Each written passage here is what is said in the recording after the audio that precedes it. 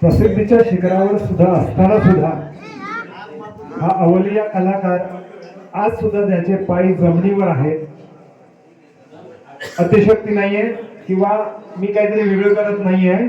एक वेळ फक्त की या म्हणजे या एखाद्या माणसामध्ये किती गुण असावे. परमेश्वराकडे 14 विद्या आणि 64 कला आहेत, पण त्या माणसाकडे पण असतील याची कधी मी शाश्वती पकडली नव्हती. कारण हे अतिशक्ती नाहीये किंवा उगाच मी हरभऱ्याच्या झाडावर चढवण्याचं काम कधीच करत नाही. कलेला जो सन्मान आहे, कलेला जात पात धर्म नसतो. कलाकार हा कलाकारच असतो आणि म्हणूनच कुणबी भूषण पुरस्कार तुम्हाला सुद्धा मिळतो.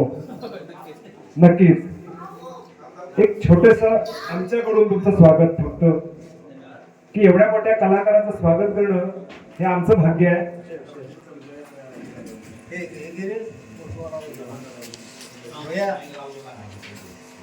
एकदा जोरदार टाळ्या सगळ्यांनी वाजवा.